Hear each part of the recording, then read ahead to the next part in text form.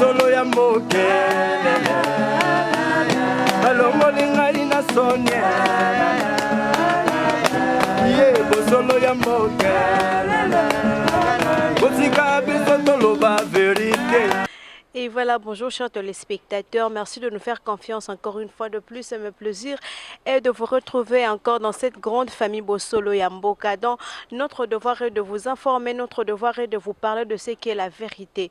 Et là, je dis déjà merci à notre boss Santos Dejoura et à toute la grande famille qui se met toujours au travail pour vous satisfaire, pour vous donner des informations de ce qui se passe dans le pays. Sans plus tarder, je vais faire déjà l'entrée de notre invité du jour qui est Maman Pétronelle. Les autres l'appellent Mémé Pétronelle parce que c'est le nom qui est maintenant reconnu, Mémé Pétronelle Kangage. Et elle fait déjà son entrée.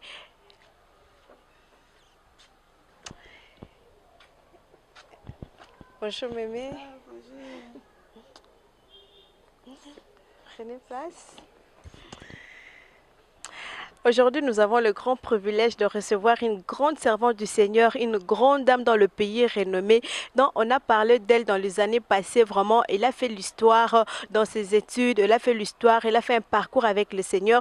Et alors, ensemble avec elle, elle va nous parler de sa carrière, elle va nous parler de sa vie personnelle avec le Seigneur, de sa vie, comment est-ce qu'elle a commencé sa vie, comment est-ce qu'il s'est marié, comment est-ce qu'il a fini ses études et jusqu'à aujourd'hui. Et là, sans plus tarder, je dis déjà bonjour Mémé. Bonjour, bonjour Foura. Comment vous allez Mémé? Je suis en bonne santé. Ok Mémé, aujourd'hui notre plaisir est vraiment de te recevoir dans cette grande famille qui est Bosolo Yamboka. Dans le monde entier est en train de te regarder, ils sont en train de voir, d'entendre ce témoignage dont tu vas nous parler aujourd'hui. Nous voulons savoir l'expérience que tu as traversée durant toute ta vie, comment est-ce que tu as commencé ta vie, quand est-ce que tu t'es mariée. Et là je pose d'abord ma première question, je me mets d'abord là. Merci Madame Foura. Moi, je me nomme Kangage Pétronelle. Kangage Pétronelle pour les chéris, les intimes mémés. Oui, merci beaucoup. Moi, je suis née j'ai commencé ma vie un certain dimanche.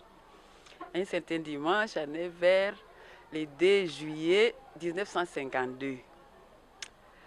J'étais née un dimanche. Vous savez que le dimanche, tout le monde est à la maison. Alors, vraiment, les gens avaient accouru. D'autant plus que ma mère avait perdu l'enfant que moi, qui m'a précédé à la maternité. Donc, ma naissance était vraiment attendue avec impatience. Oui, quand je suis née, j'étais dans les bras de tout le monde. J'ai bien grandi, j'ai bien passé mon enfance. Ma jeunesse, ma puberté, je l'ai passé bien. Comme nous étions dans les écoles des religieuses. Ils nous ont donné la morale, ils nous ont appris comment nous devons nous garder. Oui, jusqu'au moment où, vers 15 ans, je me suis rencontrée avec mon fiancé. Un garçon qui m'a aimé et qui m'a proposé les fiançailles. J'avais accepté et nous nous sommes promis de nous marier après 4 ans. Et Mémé, pardon, avant d'arriver aux fiançailles, vous êtes arrivé auquel niveau d'études? Ah ok, merci. J'ai fait mes études primaires à Kaninchen. Oui. À Kaninchen, c'est quelle... Kaninchen, c'était une chefferie. Oui, une chefferie de la Lomami, territoire de Lomami, province de... Non, territoire de Luilou, province de la Lomami. Oui, j'ai fait mes études primaires à Kaninchen. J'ai obtenu mon certificat. J'ai fait mes études secondaires à Tielen Saint-Jacques. À ce moment-là, on appelait Tielen Saint-Jacques. Maintenant, c'est Chilomba. À Kaninchen aussi, on appelait à ce moment-là Mission Toubéa Sainte-Marguerite. Oui, maintenant, mission Wicom. J'ai terminé. Je me suis arrêtée en 4e année. Comme nous étions promis de nous marier après 4 ans, je me suis arrêtée en 4e année. J'ai arrêté mes études. Comme je ne voulais pas rater les garçons, je me suis arrêtée en 4e année. Nous sommes mariés. Et puis, nous sommes allés en ville. Avant d'arriver au mariage, les étapes de fiançailles, c'est bien déroulé tout, c'était dans le bon? Oui, les étapes de fiançailles se sont bien déroulées. Nous, dans nos fiançailles, nous ne sommes pas embrassés. Comme vous aujourd'hui, avec les fiancés, vous êtes mis dans la main, bras dessus, dessous, non. Nous ne nous étions même pas embrassés. Là, c'était une interdiction de la famille ou bien c'est une coutume? Ça, c'était ma décision parce qu'on nous avait déjà enseigné que dès que vous vous laissez toucher par les garçons, vous serez emporté. Et vous vous verrez seulement enceinte. Moi, je ne voulais pas faire honte à mes parents. Je ne voulais pas devenir enceinte. Quand mon fiancé me proposait même quoi ou quoi, non, s'il vous plaît, pas comme ça. C'est comme ça que nous avons passé nos fiançailles vraiment dans la chasteté. Oui. Et puis nous sommes Et le Seigneur vous accompagnait jusqu'à ce que vous êtes mariés. Oui, oui, oui. Le Seigneur nous a accompagnés. Dès que nous avons commencé nos fiançailles, nous, comme à Somalia, nous allions à l'église chaque matin, on allait à la messe. On avait l'habitude, on avait des livres qu'on lisait. Pour suivre la messe, il y avait des livres qu'on lisait. Dans ces livres-là, il y avait des prières. Les prières pour les parents, les prières pour les enfants, les prières pour les enseignants, les prières pour les fiancés, pour les mariés. Moi, j'avais choisi une prière que j'avais beaucoup aimée. Et j'ai prié chaque jour. Parce que nous sommes 12 enfants chez nous. Je suis née dans une famille de 12 enfants. Donc 8 filles et 4 garçons. Alors, nos parents étaient vraiment un bon couple. Un couple très bien, un couple modèle. La preuve est qu'ils ont réussi à nous marier. À marier toutes les 8 filles. Personne n'était marié. Deuxième bureau, personne n'a divorcé jusqu'à aujourd'hui. Alors, moi, je ne voulais pas. Les gens souvent se moquent des parents qui ont beaucoup de filles. Oh, les papas là ont beaucoup de filles, tout ça. Les filles là vont les décevoir. Moi, je ne voulais pas décevoir mes parents. Alors, nous prions chaque jour. Cette prière-là, je la retiens jusqu'à aujourd'hui. C'est quelle prière? Cette prière-là était que merci Seigneur d'avoir permis notre mutuel amour, notre mutuelle rencontre. Attachés déjà sincèrement l'un à l'autre, nous préparons ensemble notre foyer de demain, l'un pour l'autre, pour nos enfants, pour votre gloire. Nous voudrions devenir chaque jour un peu meilleurs. Rendez nos cœurs simples et droits. Faites que nous soyons confiants l'un dans l'autre. Unissez nos âmes dans une grande loyauté, afin que les difficultés de demain n'abattent pas notre enthousiasme d'aujourd'hui. Fortifiez nos volontés. Seigneur Jésus, aidez-nous à préparer un bon foyer. Donc, maintenant, là, quand nous sommes aujourd'hui dans le Seigneur, je ne savais pas que c'était une grande intercession. J'ai prié déjà pour les futurs enfants, pour l'atmosphère familiale. Pendant 4 ans, je faisais cette prière-là, chaque jour. Et vraiment, la manière dont nous avons vécu avec mon défunt mari, nous avons fait 41 ans dans le mariage. Wow. Certainement, on avait beaucoup de petites difficultés, mais la prière avait déjà précédé, avait déjà écrasé beaucoup de choses. Vraiment, la prière, c'est une meilleure des choses, c'est la clé de toutes choses. Peut-être tu te dis, je suis dans une difficulté, je suis dans un problème, tu ne sais pas comment t'en sortir. Voilà la réponse à ton problème, la prière. Donc, crois au Seigneur Jésus, prie seulement et tu verras que tu auras la solution à tout problème. Là, je vois déjà Maman Déborah, la maman mère, elle vraiment, elle prie aussi. Donc, c'est une mère comme Mémé Pétronelle. Ce sont de couples, donc si tu regardes, tu te dis, non, ce sont des exemples. Et Mémé Pétronelle, à quel âge vous avez eu votre premier fils? Bon, s'il vous plaît, je vais rentrer. Ok. Oui. Même pour les choix des fiancés. Vraiment, beaucoup de filles, quand je regarde aujourd'hui, beaucoup de filles, quand un garçon se présente, ils regardent d'abord, il a quoi? Hein, il a quoi? Non.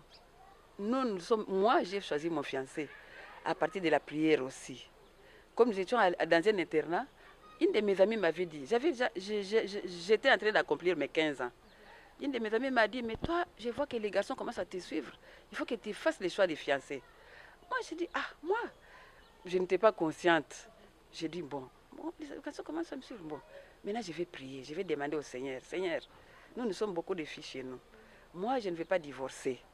Mais je veux que tu me donnes un garçon sérieux. Alors, je vais fermer quelques jours de prière. Et puis, après la prière, le premier garçon qui viendra cette fois-ci, je vais faire attention. Je saurai que c'est lui que tu m'envoies. Et j'ai commencé à prier. Je ne sais pas c'était combien de jours, 4, 3, 5 ou comment, je ne sais pas. J'ai prié. On me priait le matin, notre Père, je vous salue, gloire au Père, matin, midi, soir. Mais Après quelques jours, bon, j'avais déjà oublié, quand mon fiancé est venu se présenter, alors on m'a appelé chez les voisins, je suis arrivée là-bas, j'ai trouvé le garçon que je connaissais bien. C'était un enseignant, il venait d'enseigner chez nous parce que c'était un groupe de garçons qui enseignaient chez les filles et chez les garçons. Alors, je les connaissais, M. Tridon, il venait souvent chez mon oncle là. Souvent, on nous appelait là-bas pour servir. On s'est salué, on a commencé à causer, il m'a posé des petites questions à bâton rompu. Après, il m'a posé la question de savoir si j'étais fiancée. J'avais déjà oublié ma prière là. Alors j'ai dit, bon, non, je ne suis pas fiancée. Il m'a proposé qu'il voulait me fiancer et que je ne devais pas lui donner la réponse directement. Que je devais rester, réfléchir, consulter qui je vais consulter parce que lui ne suit pas les filles aujourd'hui, demain, pendant une année, 2 mois, 3. Alors je suis restée, on a causé.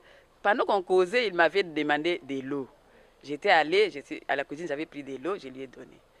Alors, quand nous avons terminé de causer, il est parti. Moi, je suis allée à la cuisine pour remettre les verres. Là-bas, on m'a donné une lettre. Une lettre sur laquelle était écrit Mademoiselle Kangage. Je suis rentrée chez nous, j'ai trouvé encore un garçon qui me demande les fiançailles. J'ai commencé à dire, mais Seigneur, mais moi, je vous ai demandé un, maintenant tu me donnes 2. Je vais choisir comment? Maintenant, mon oncle là m'avait suivi. Il m'avait demandé, ma nièce, comment tu trouves les 2 garçons là? Moi, je dis, mais j'ai l'embarras des choix, hein. Il m'a dit non, celui qui a écrit ici la lettre là n'est pas sérieux. Donc il m'a répondu dans les termes de ma prière. Moi j'avais prié moi-même avec Dieu, j'avais demandé un garçon sérieux. Alors le papa qui est venu me donner conseil m'a dit que l'autre là n'est pas sérieux. Je lui ai demandé, Tridon, fais ce que tu veux. Voilà, j'ai débattu, bon, Tridon est venu, on a parlé un peu et puis on a conclu les fiançailles. Alors la preuve que Tridon était un garçon sérieux, vraiment, nous avons bien vécu.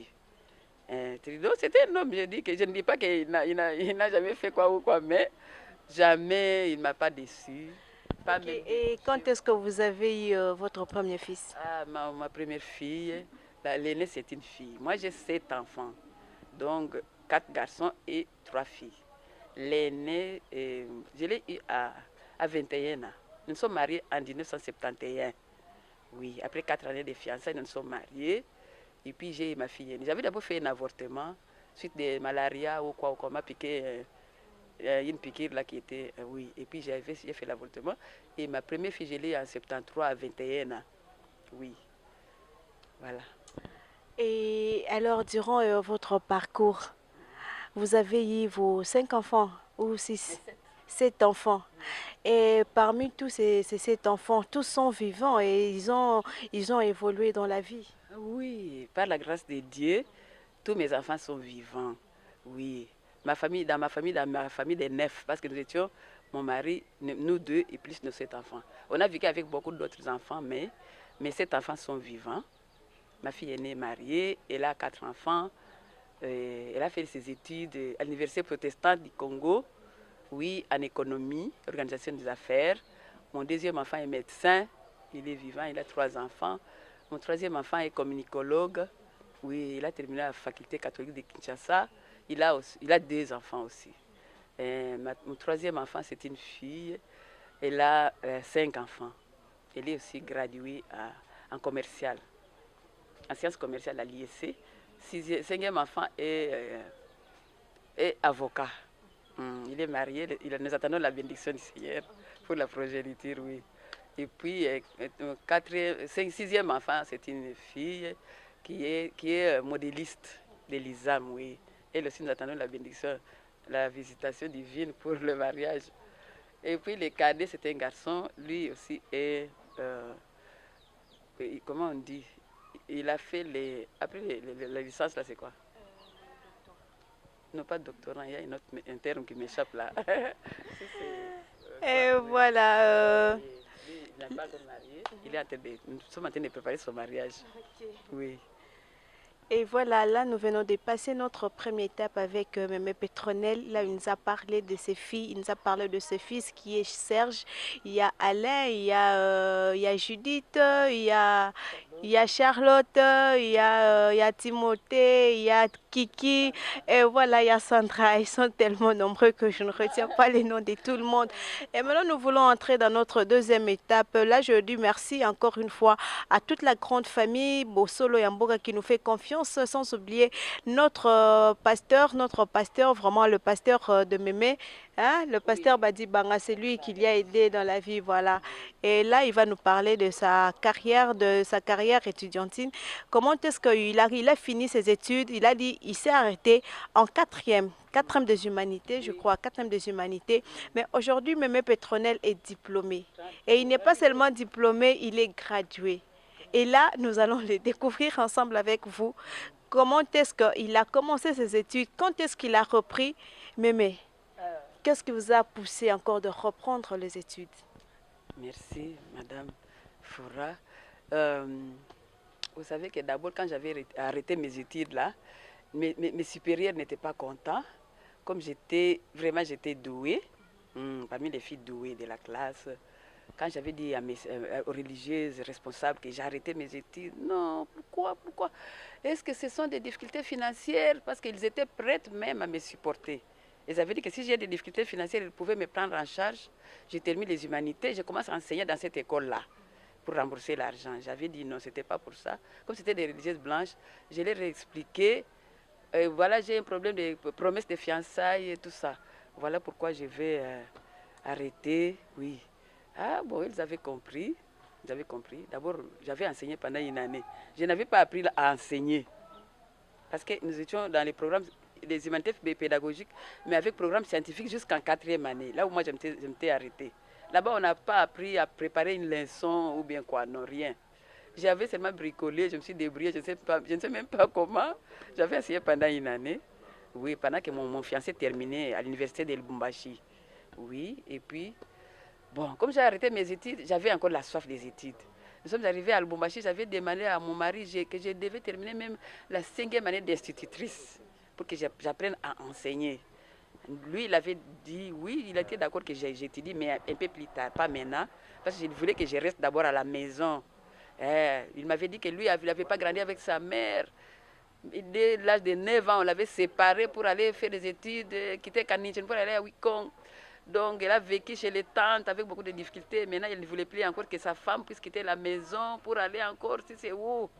Il voulait quand il rentre, chaque fois que je sois là. Oui, pour lui et pour ses enfants. Moi aussi, j'avais accepté. Je suis restée à la maison en faisant des petites affaires sur place. Quand j'ai eu tous mes enfants, je me disais, bon, quand mon dernier enfant aura terminé les humanités, à ce moment-là, je reviendrai aux études.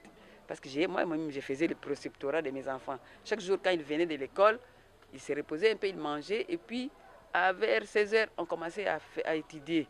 Chacun prenait son cahier, on répétait. Jusqu'à ce que mon dernier fils avait terminé les humanités. J'avais déjà perdu un peu de vue. Mais un jour, les enfants sont venus me dire, oh maman, on a vu l'école que tu désirais. Parce que moi, je ne voulais pas être autodidacte. Je ne dis pas que l'autodidacte, c'est mauvais. Ça m'engage que moi, je ne voulais pas. Je voulais une école où on va étudier régulièrement. Les enfants ont vu à la télévision Collège Bosembo qui avait créé le système d'accepter les adultes. Alors nous sommes allés avec mon mari, c'est déjà au mois d'octobre. Oui, nous nous sommes inscrites. Là, c'était en quelle année? Là, c'était en 2006. En 2006. Là, j'ai déjà combien? J'ai déjà 54 ans. J'ai passé 36 ans à la maison. Et nous sommes allés toujours avec mes anciens bulletins. Nous avons montré à la secrétaire. Elle a vu que, c'était le programme scientifique, mais elle m'inscrivait en 3e scientifique. Moi, je voulais rentrer en première année. Je me disais que ça fait beaucoup d'années. Elle dit non, comme je vois tes bulletins, tu as 70%, tout ça, ça va aller. Je t'inscris seulement en 3e. Elle m'a inscrite en 3e scientifique. Puis, j'ai commencé à étudier bien. Chaque année, j'ai distingué. J'obtenais 73, 72, 70 devant les enfants. Dans ma classe, dans la 3e, il y avait seulement moi, Mémé, avec une jeune fille d'une vingtaine d'années. C'est tout. Dans la classe de 38 élèves, il y avait Mémé. Voilà, comme ça que j'ai étudié au collège Bosembo. Oui, tous les enseignants, vraiment, ils ont été très contents de moi. Tous les dirigeants, j'étudiais bien, comme une maman, comme une mémé. devant les enfants. Je disais aux enfants là que moi, je ne suis pas venue pour tricher. Je suis venue pour apprendre. Hein, pour apprendre. Hein, je suis venue pour qu'un jour, s'il y a quelqu'un qui a des difficultés, par exemple les maths ou quoi, je sois capable de l'aider. C'est comme ça que je faisais. Les enfants là, peut-être c'est moi qui dis, mais même toi à l'examen. Je disais, si vous avez à me demander, demandez-moi avant et après l'interro, pas pendant. Parce que toi, quand ta mère, on l'attrape voleuse au marché, tu vas aimer. Non, non, alors, toi tu vois que moi, mes enfants soient, on leur dise que leur maman triche là-bas. Non, je ne ferai pas ça. Je ne vais pas faire honte à mes enfants. Je répète la matière, quand j'arrive en classe, si c'est l'interro, je ferme tout. Et puis, si c'est l'examen, je ferme tout. Voilà. Et pendant ce parcours-là, est-ce que vous avez eu de difficultés ou bien tout ça a été normal? Ah, pendant ce parcours-là, dès la 3e année déjà, vers la fin de la 3e année, j'étais tombée malade. J'étais tombée très malade. Vous savez, j'avais déjà 54 ans. J'ai eu des problèmes de dos. Les dos qui faisaient déjà un peu mal. Mais on avait exécuté un travail domestique là qui m'a fessé vraiment. Et la colonne. Alors, je suis restée presque. Les médecins avaient déclaré que j'étais devenue invalide. Quand on a fait les examens, les scanners, on a vu la colonne comment elle était. On disait que je n'allais plus marcher. Mais la grâce de Dieu a fait que nous avons prié à l'église. L'église s'est attelée à la prière, la famille, moi-même aussi. Le Saint-Esprit m'a convaincu que je puisse jeûner pendant 3 jours. Parce que je ne sortais pas, j'étais en chambre seulement. J'ai envoyé ma fille à l'école pour prendre les notes parce que je devais quand même présenter les examens de fin d'année. Pendant ce temps-là, j'étais en chambre. Le Saint-Esprit m'a dit que je puisse jeûner. Pendant 3 jours sans boire ni manger. J'ai arrêté les produits que je prenais, comme c'était des antidouleurs. J'ai commencé à prier. Le Saint-Esprit m'a dit que j'appelle seulement Jéhovah Rapha. J'appelais seulement Jéhovah Rapha. Quand je me fatiguais, je dormais. À un autre moment, je lisais la Bible. Et puis j'appelais pendant 3 jours. J'avais demandé au Seigneur que les derniers jours que vous puissiez m'envoyer un homme de Dieu, une servante du Seigneur qui vienne clôturer les gens avec moi. Les derniers jours, j'avais fait un songe que nous étions en route, une route carrossable mais qui n'est pas asphaltée, au village avec mon mari. Nous étions en train de marcher. J'ai vu un homme à vélo. Il est venu directement, il est passé au milieu de nous deux, il s'est arrêté devant moi. Moi aussi, on ne sait même pas parler. Je suis montée, je me suis mis assise sur les porte-bagages. Il a commencé à rouler. Il a filé vite, vite, vite, vite. Nous sommes arrivés dans une ville comme Kinshasa ici. J'ai vu des maisons en étage, comme du côté des Memling à ce moment-là. Et il esquivait les véhicules. Je me suis retrouvée à la maison chez nous, à Kato, parce qu'on habitait à Kato. Devant la maison, il s'est arrêté. Je suis descendue et il est parti. On ne sait pas parler. Je ne sais pas c'était qui. Alors, je me suis réveillée, j'ai dit, ah, mon Dieu, c'est quel rêve. Maintenant, cet homme-là, je ne le connais pas. Mais mon mari est resté où? Maintenant, si je parle à mon mari, il risque de penser que peut-être ce sont, quand vous voyez, les hommes souvent, vous lui parlez, oh, j'ai rêvé un homme, ah, c'est son... Ah. Non, j'avais un peu peur. Mais le matin, là, une servante du Seigneur est venue me saluer. Elle est allée là où j'étais. Je lui ai parlé de mon rêve. Elle m'a dit que, oh, le Seigneur t'a visité. L'homme là, c'est Jésus. Jésus t'a guéri, tu vas marcher. Mais mon mari est resté où? Il a dit, ton mari est resté dans les rêves, dans ce que le médecin avait dit. Que tu es invalide, tu ne vas pas marcher. Mon mari est resté dans les pensées là que je n'allais plus marcher. Alors, bon, j'ai commencé petit à petit à sortir de la chambre, marcher avec les bâtons, et puis pour arriver au salon. Et les gens de l'école, vraiment, je salue tout le monde, tous ceux qui étaient venus me voir, je vous salue, je vous dis merci. Même les enseignants étaient venus me saluer, tout le monde. Ah, on a causé, et puis on a proposé que je fasse l'examen à la maison. Comme ils savaient qu'à l'école, je ne trichais pas. Je leur disais que même si je reste seule en chambre, je ne tricherai pas. Et ça, c'est le pacte avec le Seigneur. L'examen, on donnait à mon mari. L'enveloppe fermée. Après, j'ai répété un peu la matière. Vers 9h, il ouvrait l'enveloppe, me donnait. Parce que mon mari aussi était un homme de principe. C'est pas quelqu'un... Comme je t'avais dit au début, que c'était un homme sérieux. Il est demeuré sérieux jusqu'à la mort. Lui aussi n'aime pas les histoires qui sont n'importe comment. J'ai présenté l'examen, après il avait fermé l'enveloppe, on renvoyait à l'école. Un jour, le Seigneur m'a mis à l'épreuve, le jour de l'examen de physique. Mon mari était appelé urgemment. Tout le monde était sorti, j'étais restée seule. J'ai répété la matière. Après, j'ai fermé l'enveloppe et les cahiers, j'ai mis à côté. J'ai ouvert l'examen. J'ai lu. C'était 4 questions de physique. Ok, j'ai lu. Ah, j'ai prié. Pas j'ai prié d'abord. J'ai prié. Saint-Esprit vient me rappeler. Parce qu'on utilise toujours avec toi. Le Saint-Esprit m'a rappelé les problèmes qu'on avait résolus en classe. J'ai réécrit ce problème-là. J'ai réécrit les données, les inconnus. J'ai écrit les résultats. Et maintenant, j'ai pris les inconnus. J'ai mis dans les données. Et visiblement, à partir de ce moment-là, j'ai vu que cet esprit m'a ouvert l'intelligence. J'ai résolu 2 problèmes exactement bien. Et les 2 années. En 2006. Avoir obtenu un diplôme d'État. Mémé, jusqu'à ce que Mwanamboka vous a invité et vous a donné votre trophée. Est-ce qu'on peut voir vraiment ce trophée-là? Et voilà. Et voilà, il y a le trophée Mwanamboka. C'est là, vous voyez, il y a le trophée Mwanamboka que Mémé on l'avait donné le jour où elle a fini son diplôme d'État. On l'a invité partout et il y avait le ministre qui sont venus et ils l'ont même proposé que non, on doit te soutenir, tu ne vas pas t'arrêter ici, tu dois faire l'université. Mais comment ça s'est passé? Madame, merci beaucoup. Merci beaucoup. D'abord, après les humanités, là, on m'avait invité à la radio Okapi. Parce que les gens se doutaient, disaient, mais une maman de 58 ans, mais ce sont des arrangements. Hein? On va l'inviter, on va voir si vraiment elle a étudié. On va entendre l'accent. Alors, on m'a invité. Je suis allée à la radio Okapi. On a fait des interviews qui sont sur, je crois, l'Internet ou quoi. Des journalistes m'ont interviewé. Oui. Et le lendemain, c'était passé sur la radio Okapi. Et beaucoup de gens m'ont appelé de partout pour me féliciter. J'ai eu beaucoup de cadeaux. J'ai eu l'argent bien aimé qui est venu de partout. Des membres des familles et des autres personnes qui étaient seulement contents de ce qu'ils entendaient sur les ondes de la radio Okapi. Alors mon mari a presque récupéré son argent qu'il avait payé aux humanités. J'ai eu plus ou moins $1000. Alors j'ai eu des pagnes. C'était l'année du cinquantenaire. Plus de 10 pagnes de cadeaux. Les gens venaient pour me voir, pour me demander pourquoi, qu'est-ce qui a fait que je puisse rentrer. Tout ça. Alors, et là maintenant, comment vous avez fait pour arriver aux universités? Bon, à l'université, les autorités de l'école ont quand même vu que je m'appliquais bien, que je ne pouvais pas m'arrêter là-bas.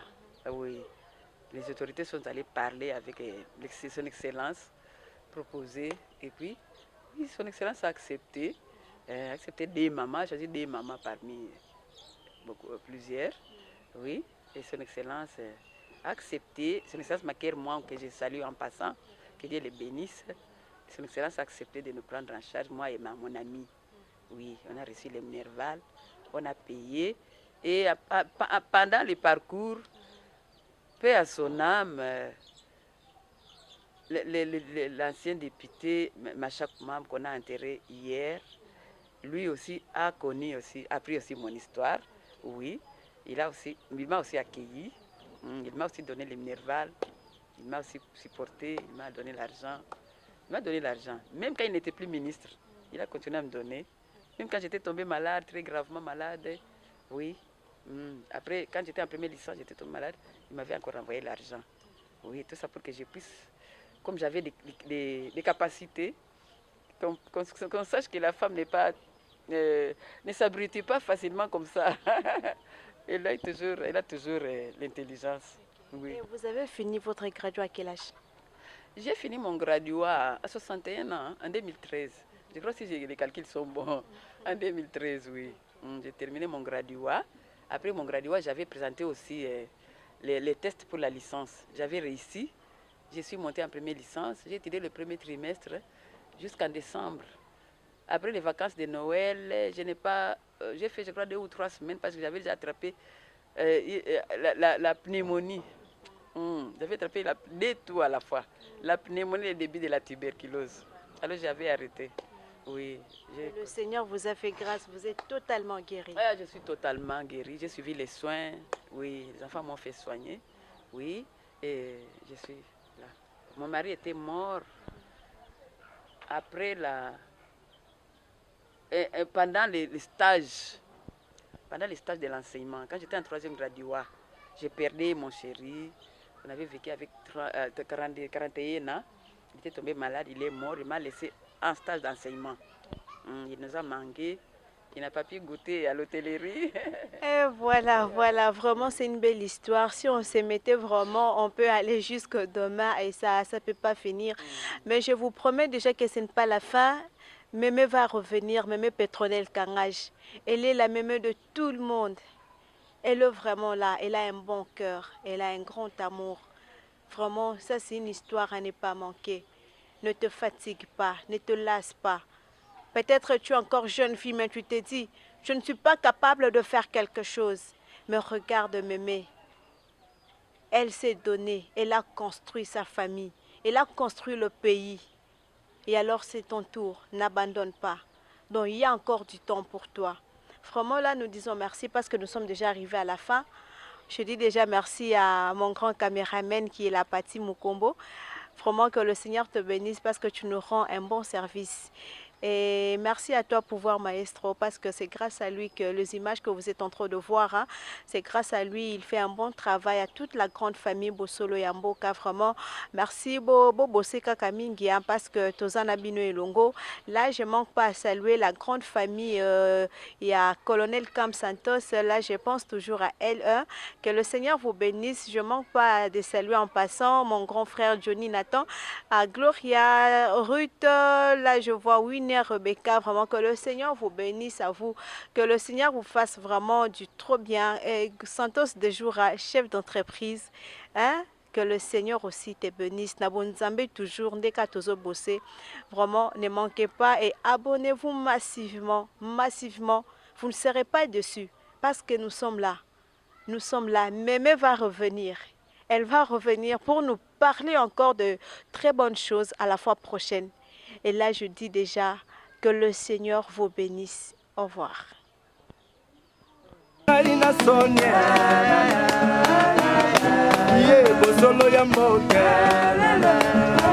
Botika biso toloba vérité lele solo ya moke lele alongo ngai na sonye ye bosolo ya moke lele botika biso toloba vérité lele solo ya moke lele alongo ngai na sonye Bosolo ya moke lele botika biso toloba vérité lele solo ya moke lele alongo ngai na sonye ye bosolo ya moke